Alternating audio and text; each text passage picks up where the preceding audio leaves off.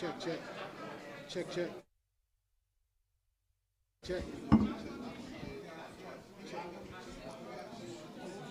3. I try to tell him, he don't listen to me. He said, yo, you ain't told me nothing. My bad, yo, I didn't. Check.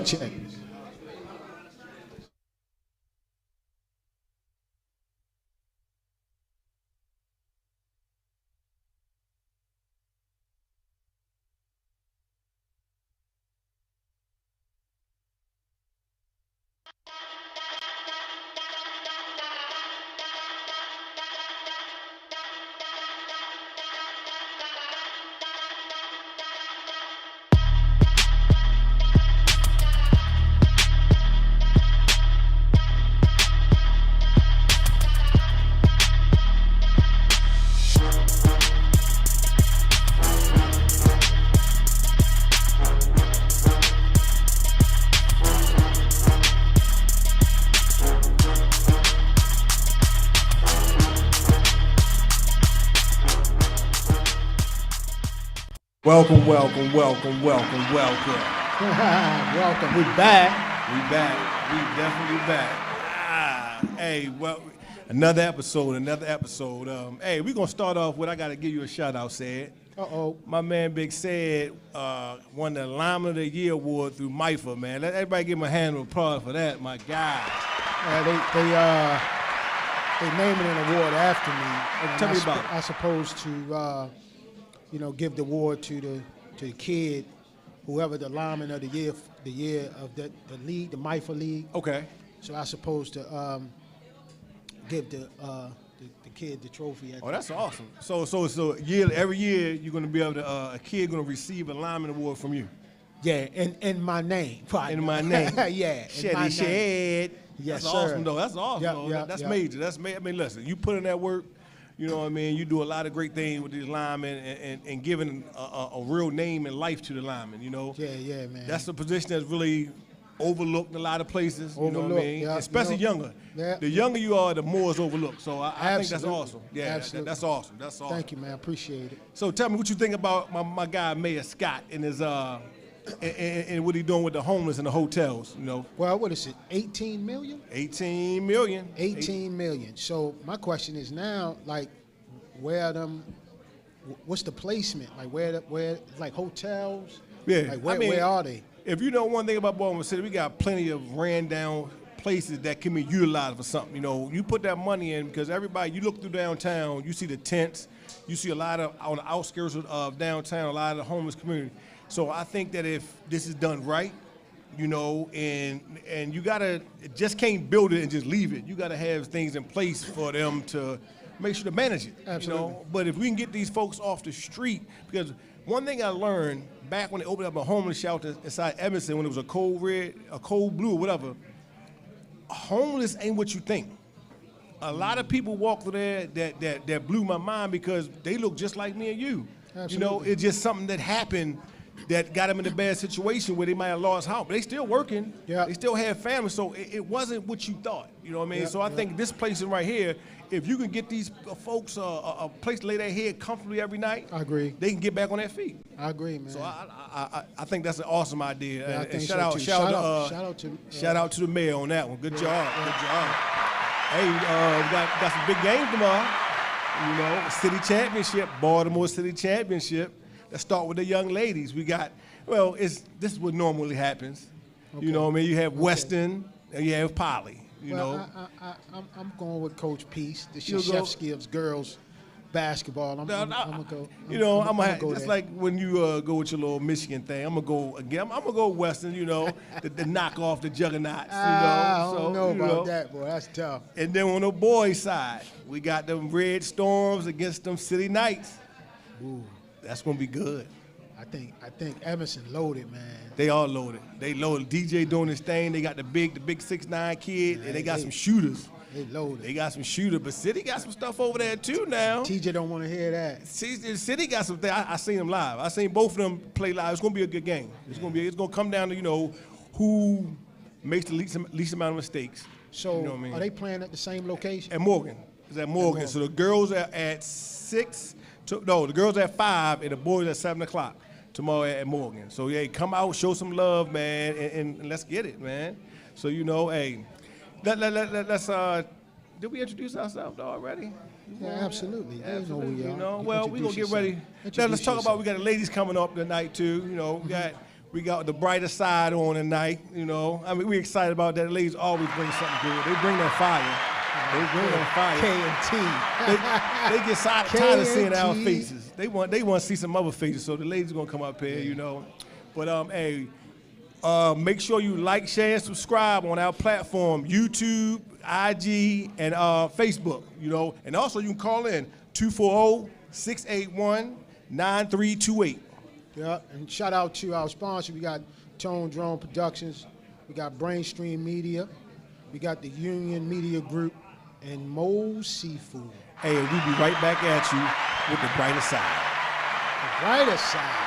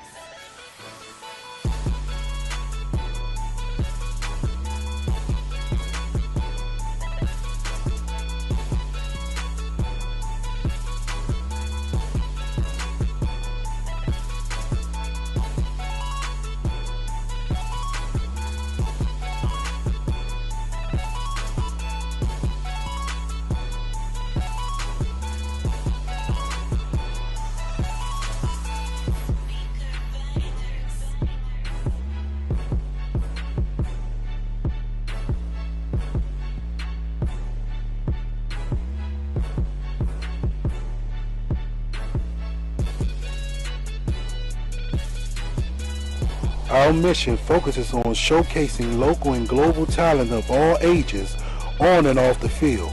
We will strive to inspire, educate, and bridge the divides through our media collaboration. Our goal is to give student athletes and coaches the platform to let their talents be seen and a platform for the community to let their voices be heard. This is the Union Media Group.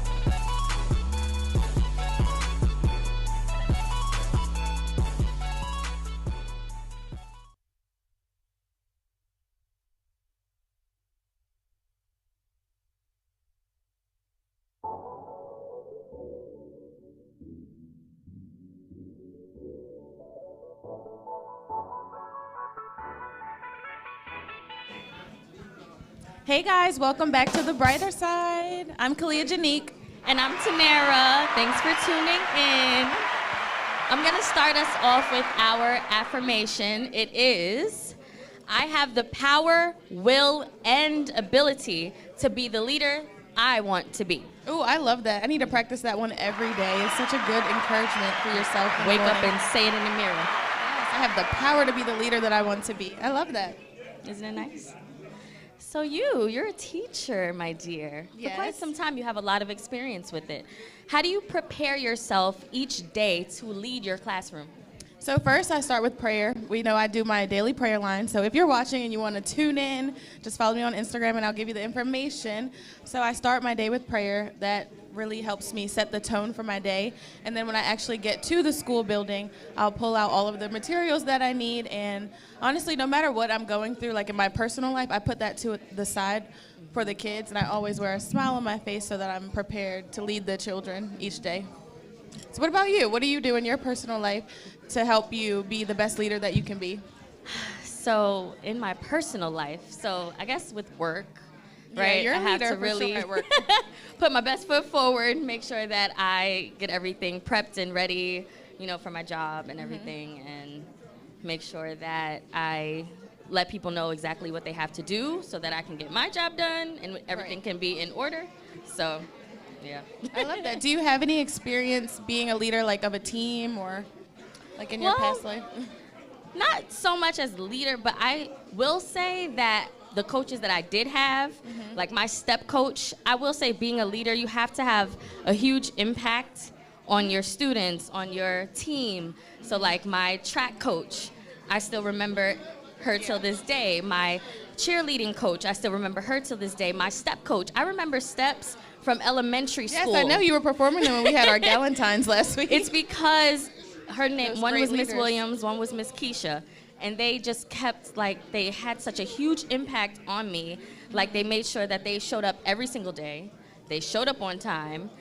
You know, they made sure that they were, like, their energy. It was their energy for me. Yeah. Like, if you bring energy, your team is going to show that energy as well. It's Right. gonna Yeah, through you. I think So, that's really important. yeah, definitely. Yeah.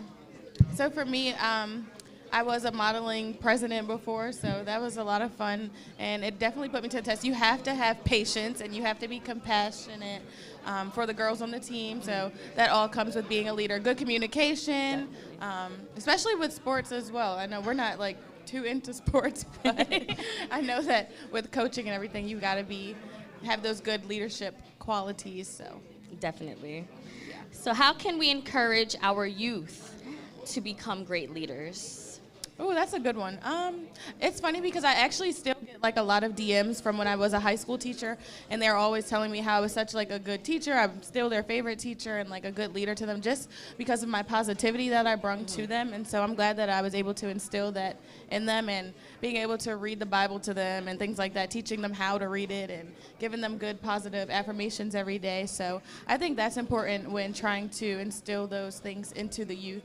Just being that person, that role model for them, someone that they can look up to. That'll help them want to be like you or similar, you know, and be that person for another person as they're growing. It reminds me, like I said on a previous show, like these younger kids, they need mentors. Right. And you can be that mentor to the to all your students. Right. And then once they'll talk about you to other young people. Yes, and I then love that. They'll be like, oh, who are you talking to? Who are you talking about? Who's your teacher? Right. Like Miss Kalia, Miss Green, and then, you know. So I Yeah. think that's a beautiful thing. But it's I good think to so, set too. a positive example for the youth because they need to have some Yes, type because of... I don't know what's going on in the world today, but on the internet, like, you know, all the celebrities, they be just doing all kind of crazy stuff. And I don't know, the kids these days are so much more grown, and the social media has like a big Yeah. impact on that. So it's good if they can have like a real life representation of what a woman is or what a good leader is. And growing up, I had the opportunity to join modeling at a young age. Like, we used to have a community center, so I would model, I would step, I would dance, we would play basketball. Like, I would be playing basketball.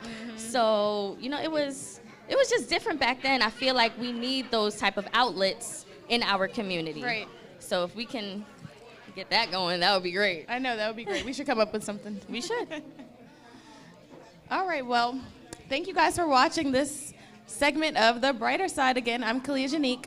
And I'm Tanera, aka Tan Tan. Make Shout sure to out follow us Mo on, Seafood. yes, follow us on Meet Trenches, and also follow our personal accounts, Kalia Janique, KaliaJanique. And I'm at Tanera Songs, TANEARASONGZ.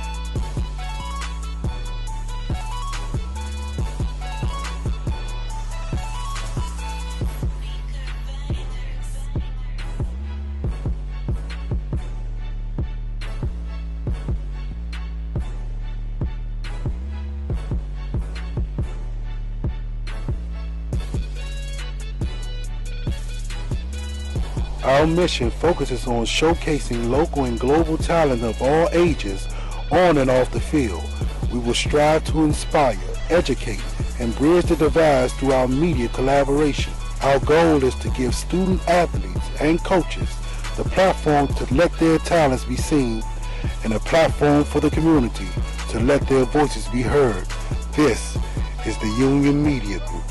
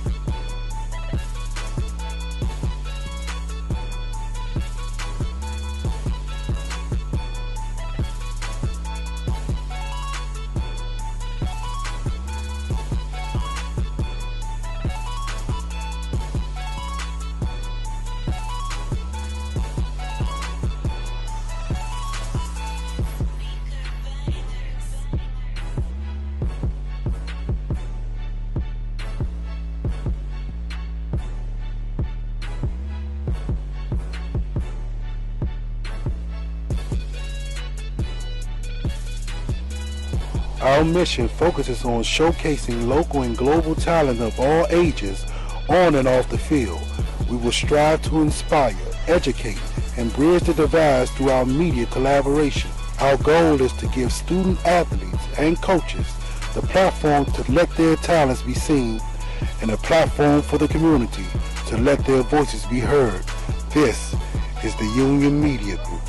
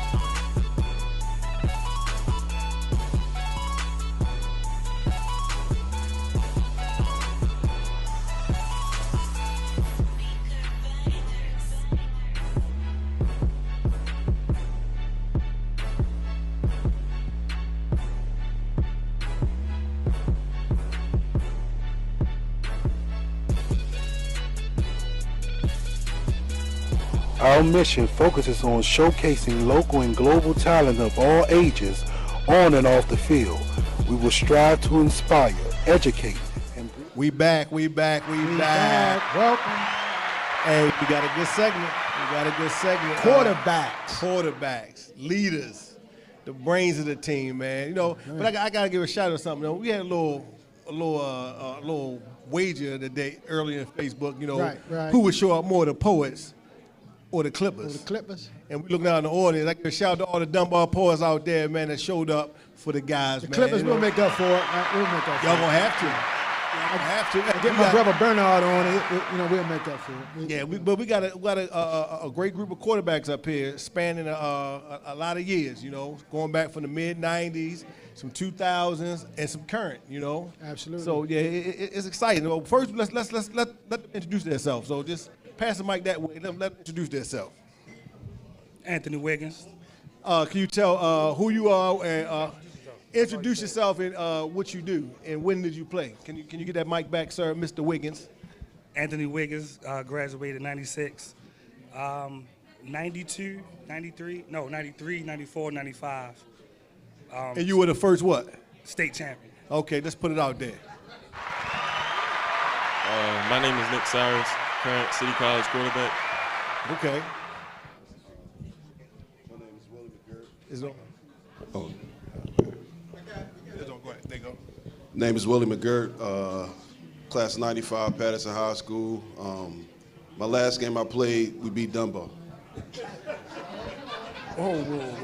Wait a minute. My name is Tyree Reed. I played quarterback at Poly from 2005 to 2009. Okay. Hey, you go pass right there to left one more time. Introduce yourself, Mr. JP. Apologize for being late. My name is Jonathan Perry. Went to Dunbar High School Another poet. and went to the University of Alabama, Birmingham. There it is. Oh, so let's get these questions going. Oh, you holding up, Mr. Willie. Why did you pick Patterson? Coming out of middle school and coming from what Little League program did you play for? Played for Northwood, Hollandtown, and Overleague. No, you can start with Northwood. Now, why Patterson? I chose Patterson because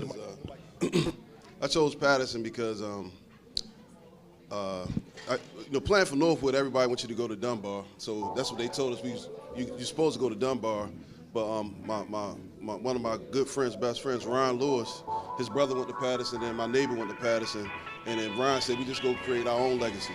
So that's why we went to Patterson together, and we created our own legacy. Nothing wrong with that. Absolutely. The Clipper shit, baby. Roger Renisms. And let me correct myself. Not my last game I played. My last game I played against Dunbar, we beat them in the championship. I just want to correct myself. Didn't y'all? What was the score early in that season?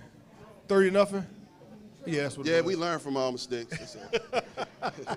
Mr. Wiggins, same question. Why did you pick Dunbar High School?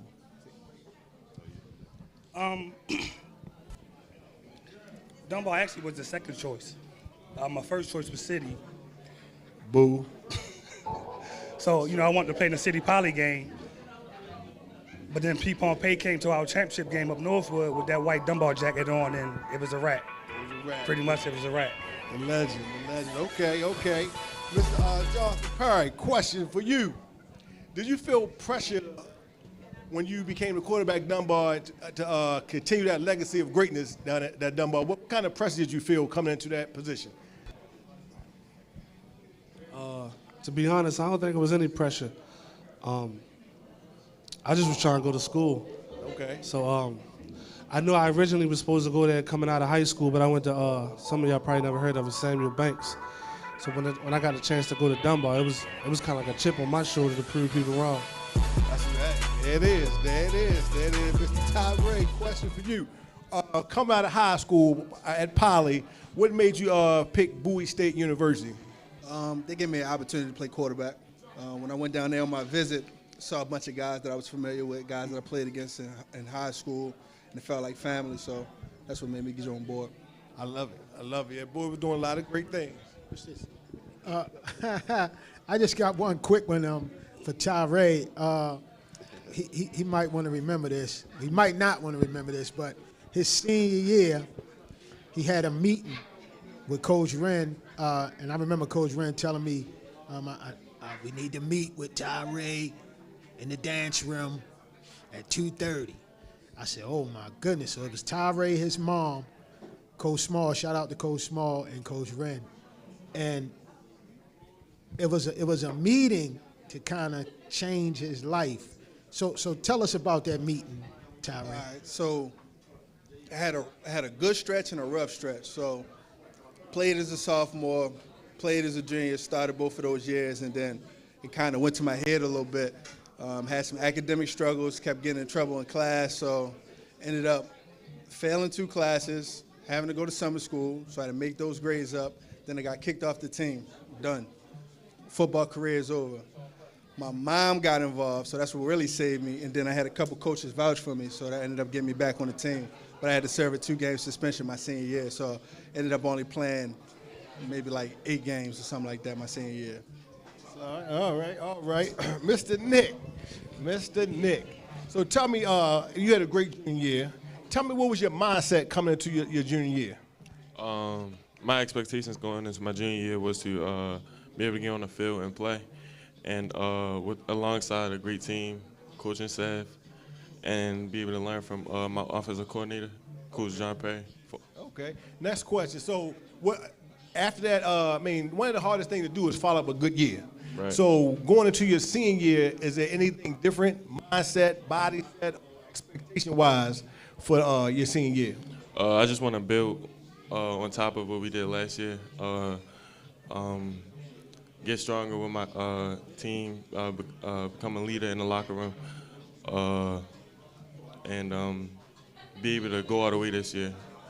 We fell short last year in the semifinals, and we got a lot of guys coming back, so we should be able to finish the job this season. Got you. That's good. All right. I want to ask him a question. Go ahead. Was his arm sore after the season? Gee, me. How many yards you throw for, man? Like, what was your total number? 4,156. And then that's slinging the ball in the around. big game against the rival school, he threw for what now? 667. That is unbelievable. We're working on it. Yeah, we're working on it. Well, I shouldn't say we, but we're going to work on it. We're going to try. Go ahead. Listen, this next question is going to go to Wiggins and Willie. Let's talk about that Willie, your senior year, Wiggins, your junior year, on how it felt to be a part of that in Baltimore City when, we had 2 teams that were really pushing through the city, doing great, and we had no crash course for us to play each other. But what was the feeling like going through that year? For me, because I knew a lot of you guys, it was a lot of great competition, and we were looking at and watching everything that y'all were doing, and Likewise. vice versa, you know. And we were trying to just put the city on the map because they all looked at Baltimore as a basketball town, which it really is, but we kind of broke through with football, and I always call us the bridge players because the first 2 years in high school for us, we were in MSA B conference and C conference, and we were the guys that started the playoff like what they have now with the MPSSA. So we got to play 2 years in the MSA, and then we got to play 2 years in the new format now, which is the state playoffs. And Patterson, City, Dunbar, and Poly were like the two full powerhouse schools. We all were watching each other, and we were trying to put the city on the map in football, and we pretty much did. No, we did. I totally agree with that. Wiggins, we're gonna ask you the same question. We really was just, honestly, we got caught so many things. Dunbar team, I'm talking about that particular year. We got caught so many names, and we just was knocking you out the box, and the next team come up until we get to the championship, until we get to the state playoffs. Because when we got to the state playoffs, next team up, knock you out. Next team up, we knock you out. So we just, we was really locked in, we was focused. That's all I can really say. We wasn't really worrying about. At the time, honestly, we wasn't worrying about Patterson. We kept tabs on Patterson, but we were just trying to figure out why y'all still was ranked higher than us. So. But That's true. while we were ranked higher than y'all, we were in the 4A, and for everybody out there, and y'all can do the research, Patterson is the only 4A school in Baltimore City to ever be ranked number one. The only one. You know what I mean? So that's why, we were where we were. Prelude to that question. I'm sorry, but Prelude. to be clear, Go ahead. be clear, we really wasn't caring about y'all being number one. We just wanted to know why we wasn't number one. Because we was just taking everybody out. It didn't matter who it was. So. Yeah, but we didn't play each other, so. We just took y'all out too, so. So, prelude to that question, plan for, explain to me, two guys that played for the legend, Coach Wren. Shout out to Coach Obi Barnes, Forest Park, Coach. Let's give a shout out to Coach Barnes. Clap for that phone. But tell us a little bit about playing under Coach Wren. Same question for the both of you guys. Well, I started out, Coach Wren was hard to play for, man. A true disciplinarian, but he taught you the game of football, and he prepared you for college. So he ran his practices like a college program. So you come in as a freshman or whenever you got introduced to him, you went through all of that. And I don't know, I think if you can play for him, you can play for anybody because he's going to be hard on you. He's going to make, regardless of what position you play, you're going to do all of the dirty work. We hit the sleds as quarterbacks. We had to do fumble recovery. We did everything. We learned how to tackle. So he's a hard-nosed guy, prepared you. Wasn't going to take it easy on you at all, man, but a true legend, and I'm truly grateful for being having the opportunity to play for him. Yeah, for me, Coach Wren was everything.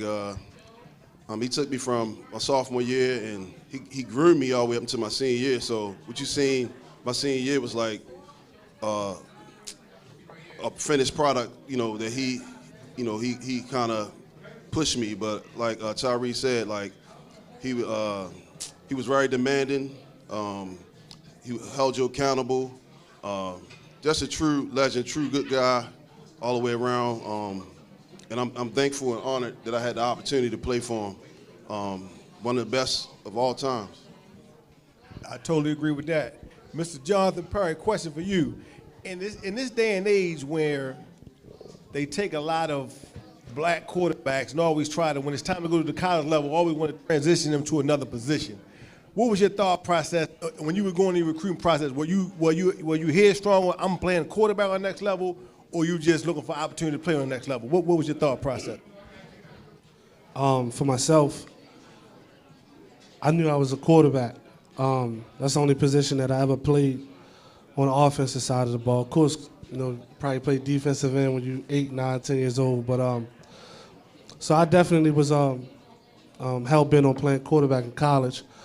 I think I didn't even have any runs on my highlight tape my senior year just so I could show that I can throw the ball. And I think being able to answer the tough questions when the coaches came, I think that was what stood out for me, and my ability to kind of show that I could learn and play at that level. Yeah, I just want to because my love for Coach Wren is just it's beyond measures. Like you can't, like nobody could. I mean, what he's done for me is just amazing. And rest in peace, Coach Wren. But I know when he spoke about Willie, he would just light up. He would just light up when he talked about Willie McGirt. And Willie, I mean, he's just a Patterson legend, just hands down. He's going to die a legend at Patterson. They did a piece on Patterson love or something I saw, and Willie just had one word, and he was like home. And I saw that today, and that damn near like brought tears in my eyes, but that was big. But my question is for Tyree. A lot of people don't know that last year you just was coaching with the Redskins. So how was your journey, real quickly, going from Boyd to the Redskins, and how is it coaching in the NFL? Commanders. I'm sorry. It's a different game. College football is based around tempo, simplicity, playing fast. The NFL is a more sophisticated, slow. Every possession is valued. So it's a different game. And once you understand all of the nuances and the level of detail that it requires, then you can have success at that level. But you have to know, you have to see it in order to really understand the difference, you know. All right, coming back to you, Mr. Nick. What does your off season look like? Like one of the biggest things for a high school player is your junior year, especially going into your senior. What are some of the things you're going to do in this off season, like as far as camp wise, 7-on-7? What are some of the things you're doing right now? Right now, I'm in the weight room with my team and outside of the team. Also attending camps. I'm camping heavy this off season and training, getting ready for my senior year. Okay, that's important. One of the things, hey, when you on this process, make sure that you're taking every step to be great. You know what I mean? Your social media has to be great. You know, your presence has to be great. When you move around, it has to be great. You know, when you go to these camps, you got to be seen. What you do from the time you get out that car until the time you get back in that car, you being observed. Right. So, like I say, keep doing what you're doing and be great. For sure, thank you. Let's see. Hey, question. Since we have a lot of older quarterbacks here, is there any question that you might want to ask one of these seasoned veteran quarterbacks? Because they all were in your position at one point. Maybe not throwing 4,000 yards, but they threw the ball a little bit. How was the recruiting process for you guys coming out of high school? Let's start with Whitney. Yeah. Put the mic. Recruiting process for me, it was a lot. It was heavy. I didn't have what I need. It's a little different now than it is when it was back then. As far as like y'all have social media, we had the newspaper. We had VHS tapes. We didn't have all of the luxuries that y'all have now. But I was being recruited heavily. My grades weren't where they supposed to be. Not my grades. My SAT score weren't where they supposed to be. But it was a lot. But I ended up, choosing Virginia Tech. So. All right, Mr. Wiggins. My recruiting process, it was pretty good. What I'll tell you is, make sure your foundation is for you. I didn't have a foundation, so I didn't have nobody to help me with college applications. I didn't have nobody to put the pressure on me to study for SATs. I didn't have nobody to say, okay, what's our next step after high school? I knew it just because my friends was doing it, but I didn't do it. Nobody in my family went to college that didn't have any college experience or anything. So I was the first one in my family even walk on a college campus. And that was just because just watching everybody else, you know what I mean? So my big thing is make sure your foundation is what it's supposed to be, because without that foundation, you will be lost. But it seems like you got a good one, so I hope they stay with that. Tyree, same questions. I think, well, I wasn't a big recruit like these guys. I knew I was going to play D2, so I just took what I could get, you know. My advice to you would be to get organized, figure out what type of system you want to play in, and go find those systems, and then make your list, you know what I'm saying, or where you want to potentially go, and then go after it, you know. I mean, obviously they're going to be interested in you as well, but have a preference. Yeah. My recruiting process is a little intricate. My junior year, I got my first scholarship offer from University of Connecticut. And that same day, I got that scholarship offer taken away because I had to show them my transcript, and I had a 1.7 GPA. So that kind of shot my recruiting down. You know, Maryland, everybody that was recruiting me found out about my grades. I retook 3 classes, ended up finishing with like a 2.7 my senior year. I think I qualified for the clearinghouse May of my senior year. Had Morgan offered me. Coaches at Dunbar were trying to get me to go to Morgan. I knew I wanted to lead the state of Maryland. So I really took over my recruiting process myself. No coaches involved. I was talking to probably 15 different JUCOs from Arizona to Kansas to Mississippi and telling everybody I was coming to that JUCO. And then UAB was actually looking for a quarterback at a JUCO in Kansas. And the coach in Kansas showed them my tape. And then UAB called me. I got that offer like the second week of May of my senior year. Explain to the people what JUCO means. Junior college. Junior colleges, it's a little different. I mean, it's still the same thing now, but I would have went to junior college as a qualifier, so I would only have to be there a semester. But if you don't qualify coming out of high school, you got to graduate.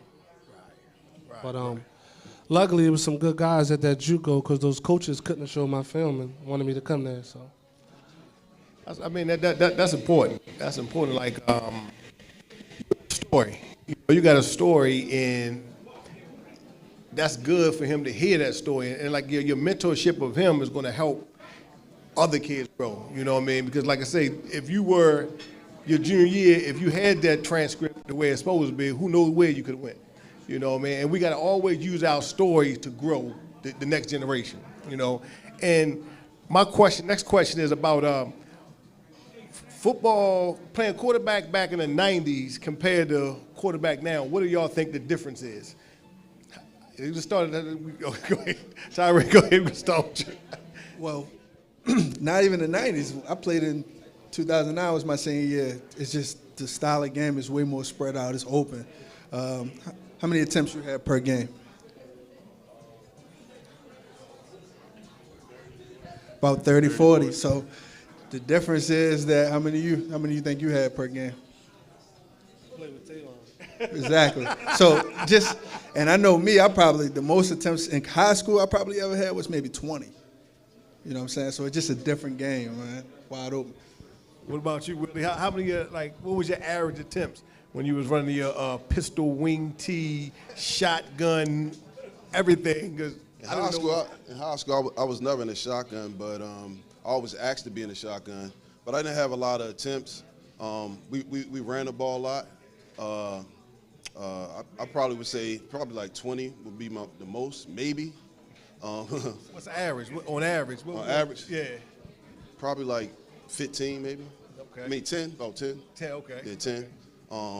So we ran the ball a lot, so we didn't throw that much. How many carries you had? Carries? I didn't have a lot. It's probably about the same, 15, 10. Ryan. Well, I mean, I had the ball every play, and I was an option quarterback, so, you know what I mean? That's what made the difference, though. But it was just our style to play, you know? That's all. But I feel like I could play in any system, so, because I probably averaged 10, How many of them went to Tommy Polly? but I played with Ali Culpepper and Reggie Boyce. So, you know, Out of them 10 pass attempts, how many of them went to Tommy Polly? probably 9.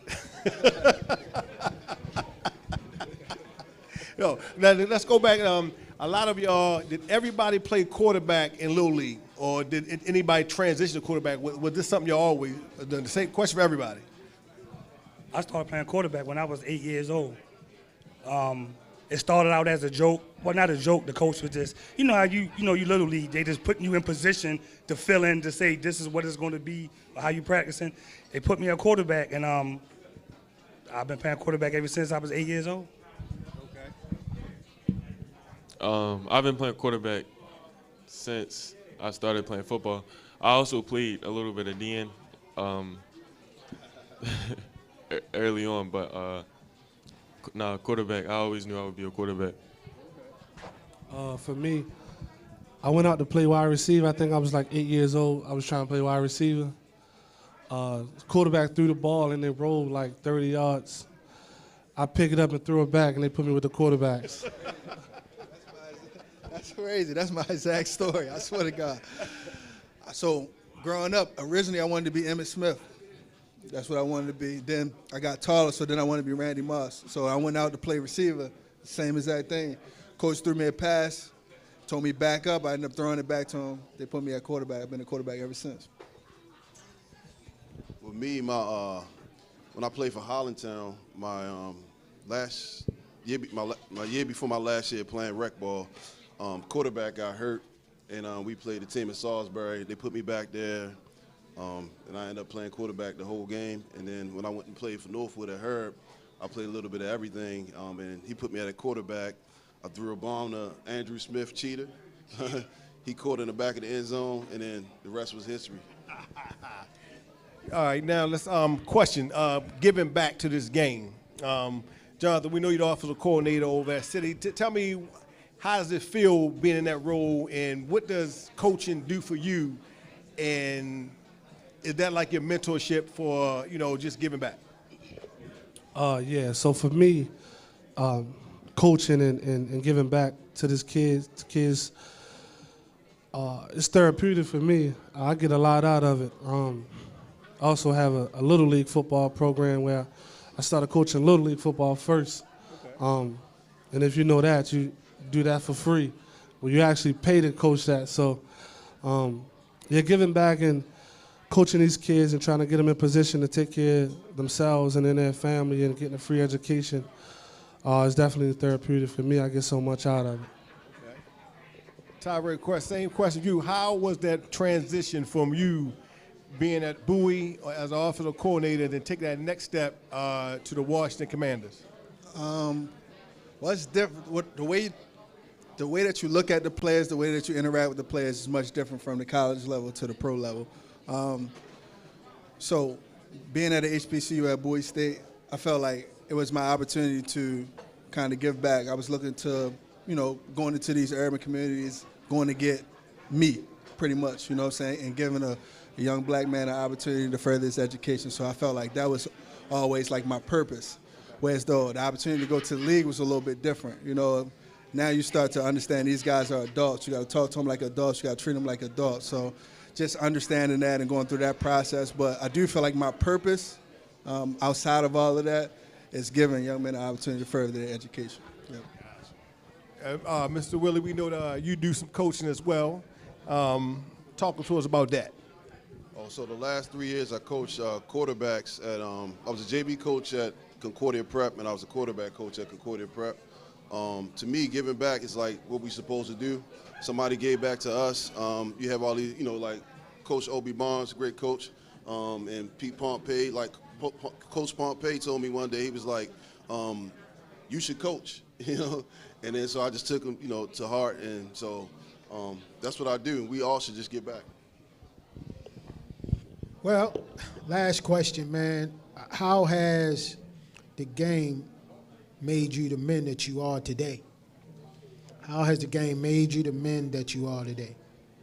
Start with you, Mr. Wiggins. Razorbacks. To be honest with you, I can't even answer that question. I mean, it made me who I am today. That's all I got. That's my best way to answer that. Well, I don't know, man. I would say for me, my mom played a big part, but then coaching as well. Like all of the discipline and getting up in the morning, working and all that. Football is like, it prepares you for life. Well, just sports in general. So like all the things I learned from that helped mold me into being the man that I am today from all the lessons that I learned from playing the game. I just think it gave me a chance at life. Everybody got similar stories, single parent household, growing up in the ghetto and the projects and all that stuff. But football gave me an opportunity to get around some structure and get around some positive male influences. So just kind of stuck with it, and it took me places, and I've been able to see the world just by connecting myself to a game. For me, I would say I'm exactly what my journey was. Persevered a lot. I'm strong, tough, and I think what Willie said, football kind of parallels life. I think some of the things I went through early, I went through them alone. Even my college experience, I didn't have a family with a lot of support. Now I went to college. When UAB offered me, I went on my visit by myself. I signed my paperwork by myself. I left and went to school by myself. I got injured, went through my surgeries by myself, so it just taught me that when life gets hard, you just gotta back yourself into a corner and dig yourself out. Hey, we'll be coming right back at y'all real soon with On the Spot. Like, share, and subscribe on our social media platforms, Facebook, IG, and YouTube. Shout out to our sponsors. We got Tone Drone Productions, Brainstream Media, the Union Media Group, and Moe's Seafood. We'll be right back.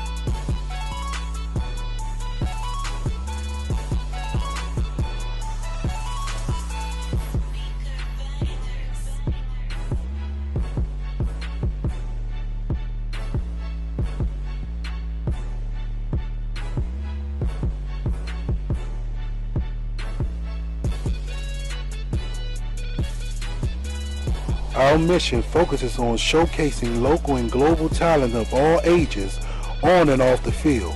We will strive to inspire, educate, and bridge the divides through our media collaboration. Our goal is to give student athletes and coaches the platform to let their talents be seen and a platform for the community to let their voices be heard. This is the Union Media Group.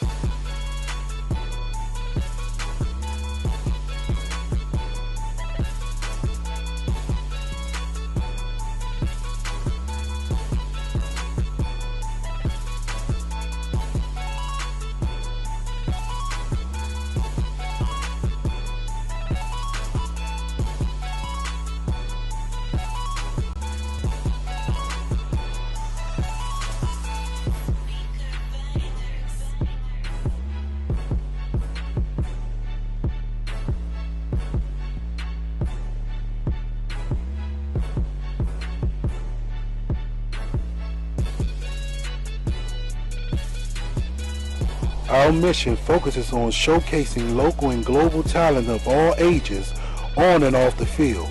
We will strive to inspire, educate, and bridge the divide through our media collaboration. Our goal is to give student athletes and coaches the platform to let their talents be seen and a platform for the community to let their voices be heard. This is the Union Media Group.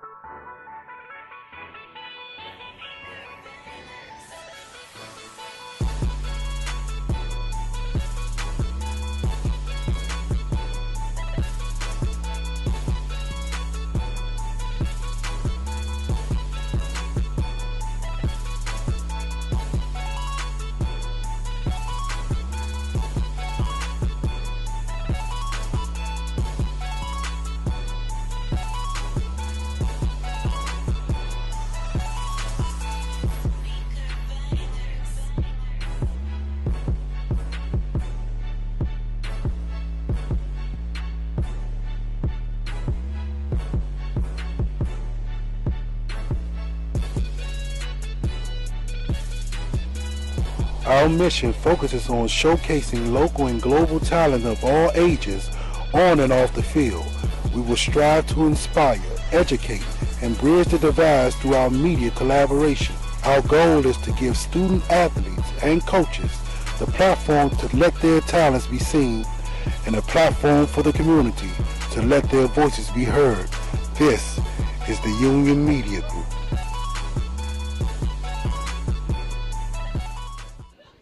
Hey guys, welcome back. Welcome back. So this next segment is called On the Spot, where we have Coach Dante and Tanera surfing the crowd. Tato, where you going? On the spot. What I got for Coach Barnes, who was Coach Barnes? Who was his favorite quarterback at Forest Park over the years? That's a good one. And that's on the spot.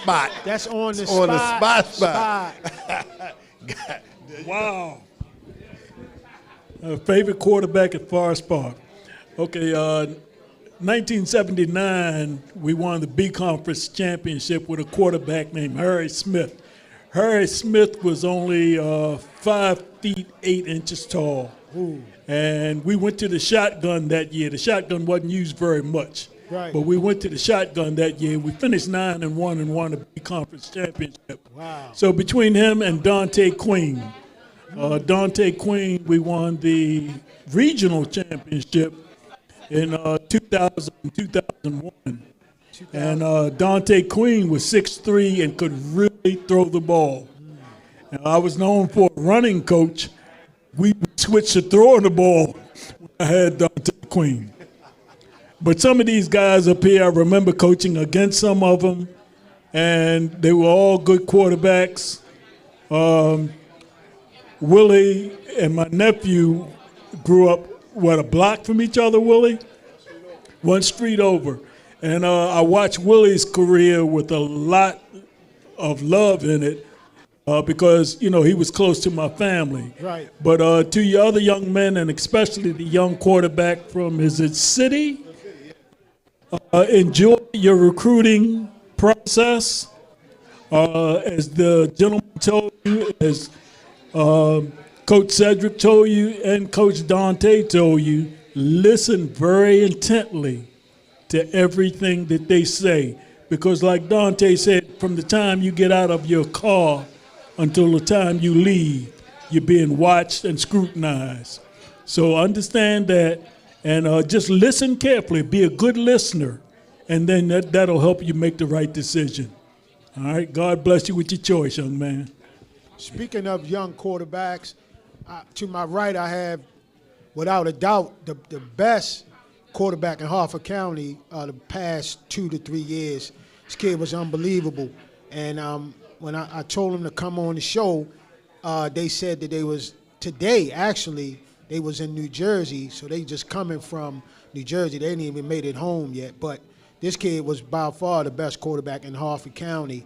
at Edgewood High School, Mr. Caesar. So tell them about your journey and where you at in your recruiting process, and how you doing so far with it. All right, so my journey from high school, it was hard. I missed my freshman year due to COVID. That sucked it. I missed my sophomore year. I didn't miss it, but like we were a run-heavy offense, so I didn't really pass the ball a lot. I didn't really get to showcase my talents. And then junior year, that's when I'm gonna say I started to sprout.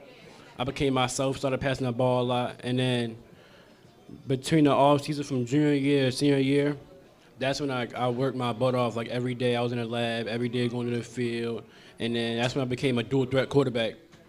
And that made my senior year the way it was. And then I'm gonna say I was very under-recruited through high school.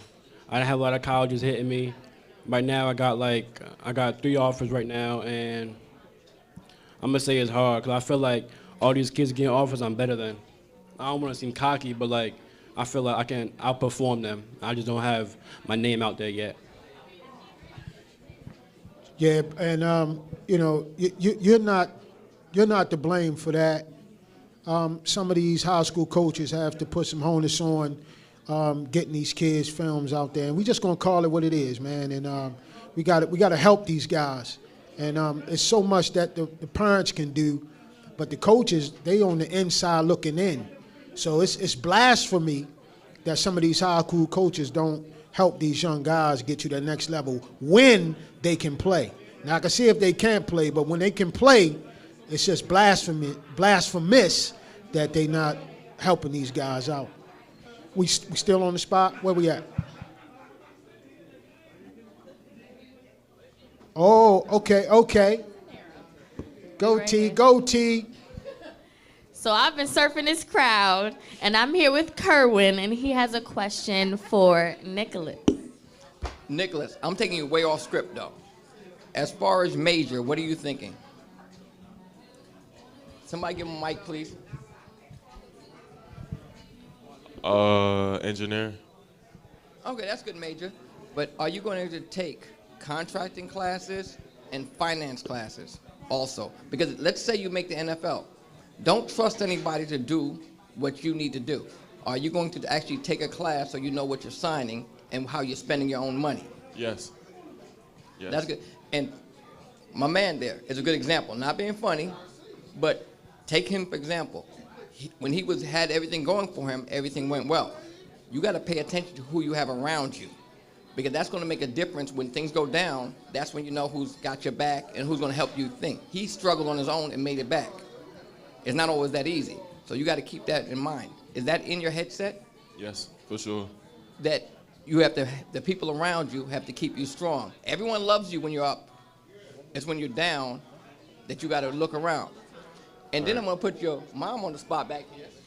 So we have Mom back here. I'm going to put your mom on the spot, because she's been telling you something, she said, and you ain't listened. You got good grades, I understand, which is great. She said you're like a 3.7. That's amazing. That's important. But do you realize that if you, even as a quarterback, took an educational scholarship, nobody could take that from you. And that's what it comes down to the end. You hurt yourself, nobody could take from you. I coach youth basketball. That's why I say, I tell everyone, if you can get an educational scholarship, take it. Your man next to you will tell you. Again, when you're up, everybody loves you.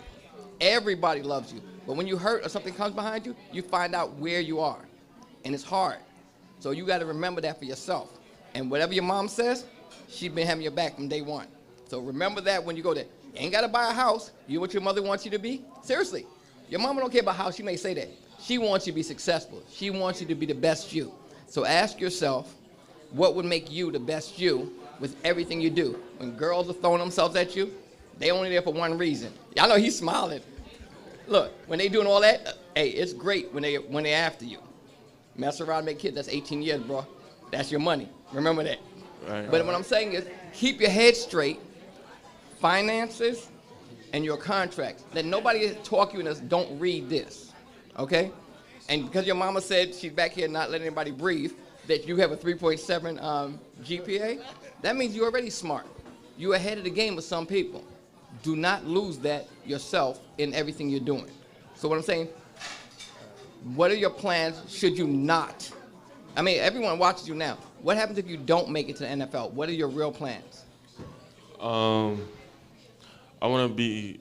I want to do something in cybersecurity, computer engineering. That's where my interests are. Okay. All right, we got one. Gonna wrap up with one more on the spot. We have Mr. Gary Smith here, who is also a Dunbar poet, not a Clipper. You've seen a lot of football. What do you think the difference is in the legacy of quarterbacks going from the 90s to the 2000s to current? What's some of the major differences you see as being a football guru? I'm not a guru.